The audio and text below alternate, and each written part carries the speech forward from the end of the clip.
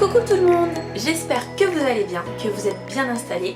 Nous voici arrivés donc dans une nouvelle vidéo et cette fois-ci je vais vous parler de 4 livres, 4 lectures doudou qui sont arrivées, j'irai à point nommé.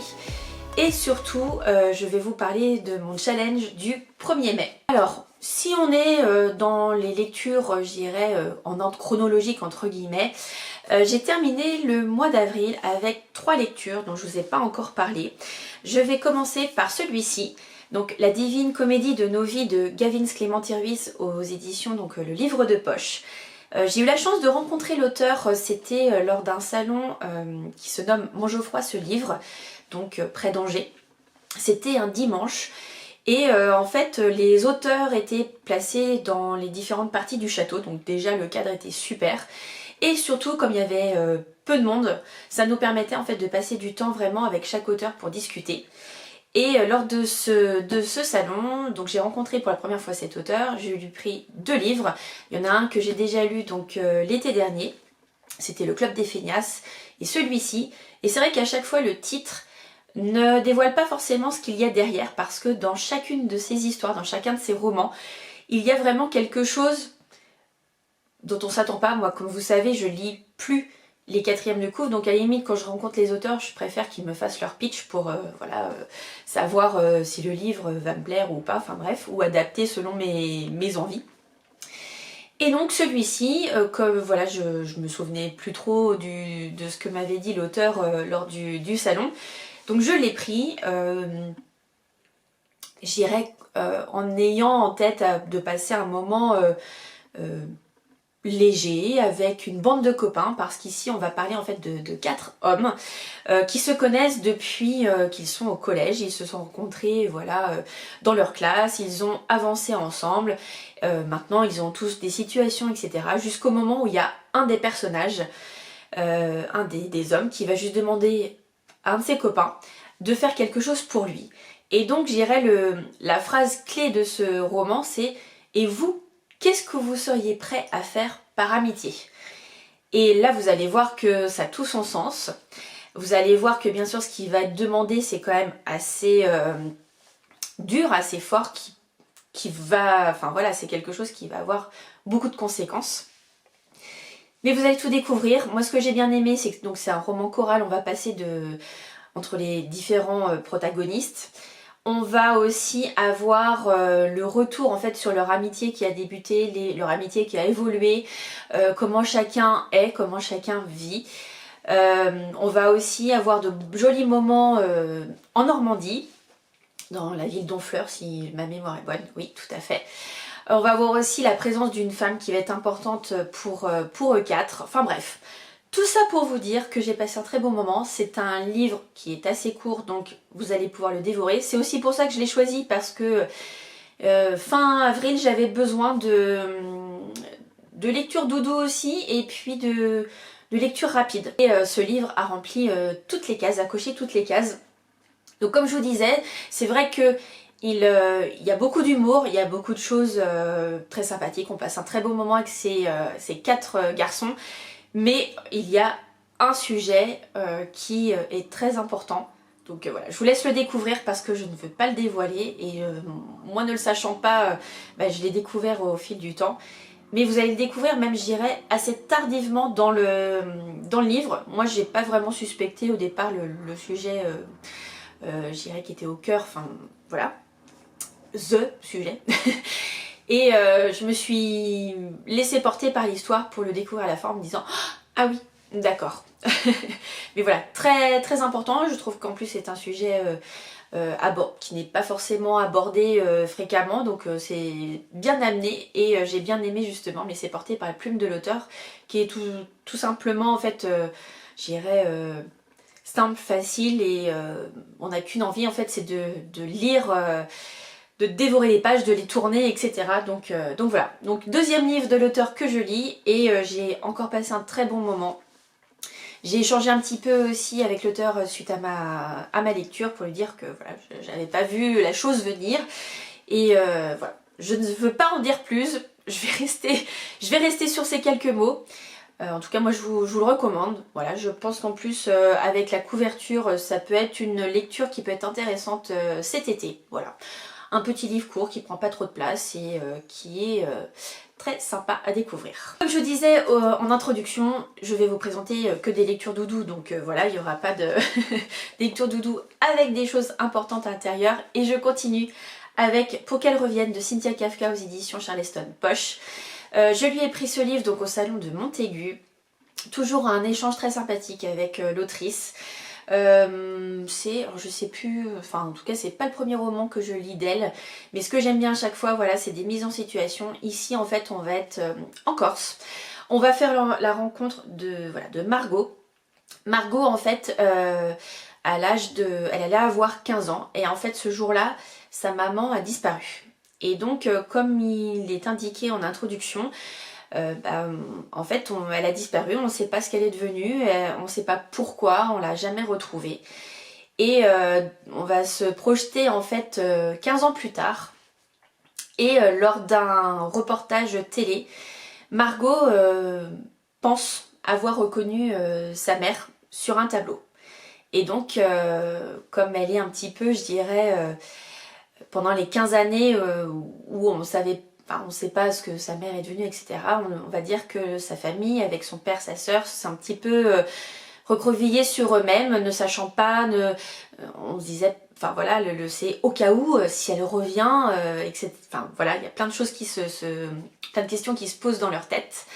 Et donc, elle a jamais rien fait de sa vie, entre guillemets, c'est-à-dire qu'elle est restée vraiment dans la ville où elle est, elle a son petit travail, enfin voilà, elle est intérimaire, elle a son meilleur ami aussi qui est toujours auprès d'elle pour la rassurer, sa sœur qui est très importante, elle fait aussi très attention à son père, parce que forcément quand elle avait 15 ans, sa sœur était vraiment toute petite, donc elle l'a aussi pris sous son aile. Enfin bref, on voit l'évolution de cette famille, et donc ce reportage-là, cette vision-là, en fait, va la sortir aussi un petit peu de son confort, de ce qu'elle a l'habitude, et donc elle va se rendre en Corse, et elle va faire un voyage pour justement découvrir si, voilà, ce qu'il en est, si ce qu'elle a vu c'est vrai ou pas. Enfin, vous allez voyager à côté d'elle, surtout vous allez en Corse et cette île porte vraiment son nom, l'île de beauté.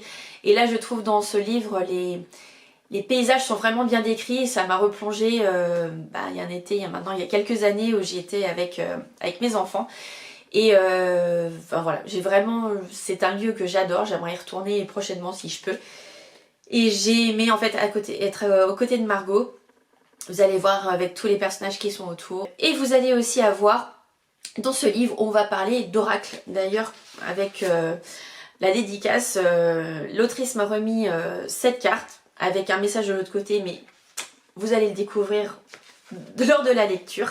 J'en ai terminé pour le pitch de ce livre. Pareil, une jolie couverture qui donne envie de soleil, donc pour l'été. Ça peut être aussi une lecture qui peut être, je dirais, ça peut être aussi une lecture qui fait partie donc, de vos lectures estivales, donc à mettre dans votre valise.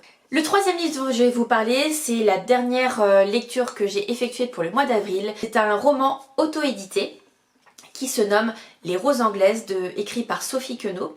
Alors là, c'est complètement différent, c'est sorti un petit peu de ma zone de confort. Dans ce livre, on va faire la connaissance de Hélène Betts.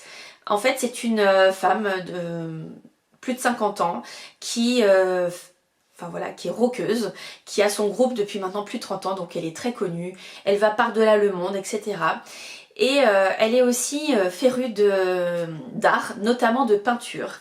Et un jour, elle va se rendre donc à un vernissage. Et donc elle va voir le vernissage, etc. Et elle va faire la connaissance d'un jeune homme qui se prénomme Cash, qui a plus de 20 ans de moins qu'elle.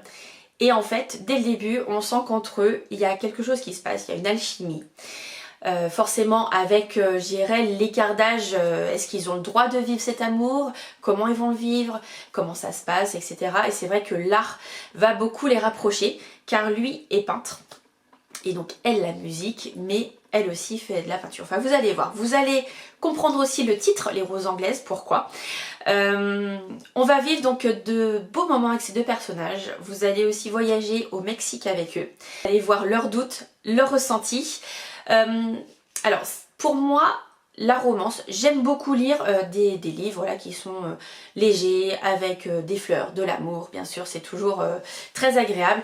Là, c'est vrai que par moment, j'ai eu un trop plein entre guillemets de romance. Pour moi, c'était un petit peu trop, cliché sur certains points. J'ai vraiment beaucoup aimé ma lecture, mais voilà, j'ai eu ce petit bémol alors c'était pas gênant dans ma lecture, etc. Mais c'est vrai que j'ai trouvé un petit peu de longueur et un petit peu trop de romance à mon goût. Là, c'est vraiment personnel. Mais voilà, c'était la première fois que je lisais cette autrice et j'ai trouvé ça sympa car il me semble qu'elle a plusieurs styles d'écriture au niveau de ses différents romans. Donc ça m'a donné aussi envie de continuer à les découvrir justement sur peut-être un autre registre qui sera moins de la romance. Donc voilà, je me laisse le champ des possibles. Mais en tout cas voilà, si vous voulez lire un livre avec justement ce pitch de départ sur un amour impossible entre guillemets, enfin voilà, ou peut-être interdit, certains peuvent le décrire comme ça. J'ai trouvé ça vraiment sympa et avec l'art en plus en toile de fond, si j'ose dire, le jeu de mots, si j'ose le jeu de mots. J'ai trouvé que c'était très complet. Donc voilà, Les Roses Anglaises de Sophie Queneau. Le dernier livre dont je vais vous parler, c'est mon challenge du 1er mai. Je vous l'ai dit lors de ma dernière vidéo. Chaque 1er mai, je lis le dernier roman de Serena Giuliano. Et donc cette année, c'était Villa Gloria, donc aux éditions Robert Laffont, avec toujours de belles couvertures. Et voilà, je suis partie en Italie, donc dans cette villa qui est tenue par une maman et sa fille. Et d'ailleurs, on peut se demander qui de la mère ou de la fille prend la place de maman justement. Enfin, c'est assez drôle. Vous allez donc apprendre à les découvrir, à apprendre aussi pourquoi elles sont comme ça, leurs failles, leurs blessures. Vous allez aussi faire la connaissance d'autres personnages. Et en l'occurrence, vous allez retrouver un personnage, enfin 2 personnages qui étaient dans Felicita. Voilà, je n'en dis pas plus, je ne dis pas qui, quoi, comment. Et en fait, la Villa Gloria, c'est une villa qui a été voilà, aménagée pour accueillir des voyageurs. Donc, il n'y a pas beaucoup de chambres, mais il y en a quelques-unes. Et à chaque fois, voilà, c'est la surprise de recevoir des personnages qui vont être tous différents, qui viennent aussi avec leurs blessures, avec leurs besoins.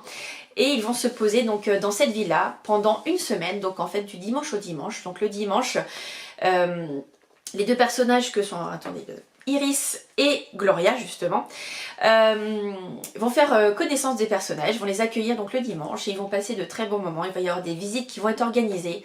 Bref, vous allez passer une semaine haute en couleurs avec eux, avec là encore, vraiment, c'est vrai que c'est toujours là sur les 4 lectures, c'est vraiment des lectures doudou à chaque fois, avec un sujet qui prime. Là, il y en a plusieurs, mais je dirais que c'est amené à chaque fois avec un trait d'humour, aussi des questions qui vont être posées au fur et à mesure et donc vous allez approfondir, je dirais, la chose au fil des pages. Je conclus sur ce livre, il faut pousser la porte de Villa Gloria, vous allez passer vraiment un très bon moment.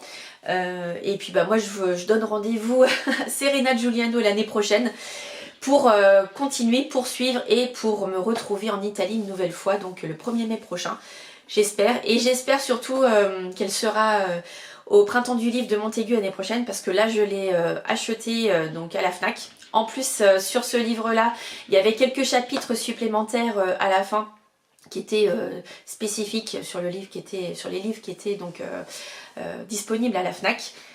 Donc celui-ci n'est pas dédicacé, j'espère que celui l'année prochaine le sera. Enfin en tout cas, j'ai passé un très très bon moment. Et puis bah là encore, si vous l'avez pas encore lu ou si vous souhaitez découvrir Serena Giuliano, c'est là encore une des lectures estivales, enfin printanières, ça fait du bien.